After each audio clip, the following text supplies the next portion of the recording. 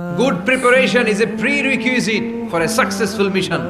আপনি যদি একটা মিশনে সফল হতে চান আপনাকে প্রস্তুতি নিতে হবে। দেখেন, নামাজের আগে প্রস্তুতি লাগে, রোজার আগে প্রস্তুতি লাগে, হজের আগে প্রস্তুতি লাগে, কিন্তু যাকাতের আগে লাগে না।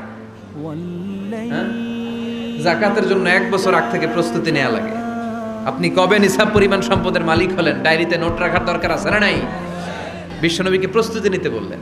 আপনি কোনো কাজে সফল হতে হলে আপনাকে প্রস্তুতি নিতে হবে। ভালো প্রস্তুতি ছাড়া সফল হওয়া যাবে?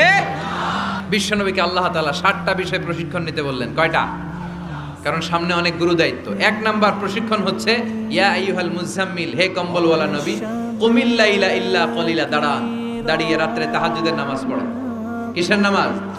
তাহলে বিশ্বনবীকে মিশনে সফল হওয়ার জন্য সর্বপ্রথম যে ডিরেকশন আল্লাহ দিলেন সেটা হচ্ছে তাহাজ্জুদের ডিরেকশন। কিসের? তাহাজ্জুদ পড়েননি আপনারা? পড়েন?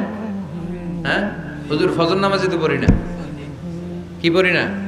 তাহাজ্জুদ তো তাদের যারা ফজর পড়ে, যারা ফজরই পড়েন ওরা আবার কি তাহাজ্জুদ?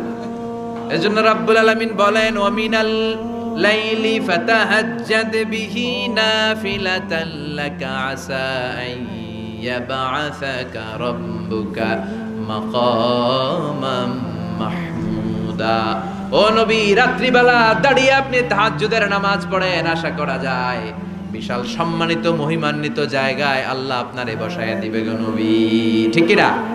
তাহাজ্জুদের সালাত পড়লে মর্যাদা বাড়ায় দেয় কে? সাইয়েদনা জিবরাইল বললেন ইন্না শারাফাল মুমিন ফি কিয়ামিল লাইল।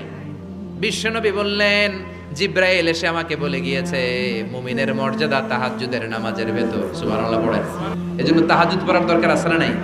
বিশ্বনবীরে বললেন আপনার প্রথম প্রশিক্ষণ হচ্ছে তাহাজ্জুদের প্রশিক্ষণ।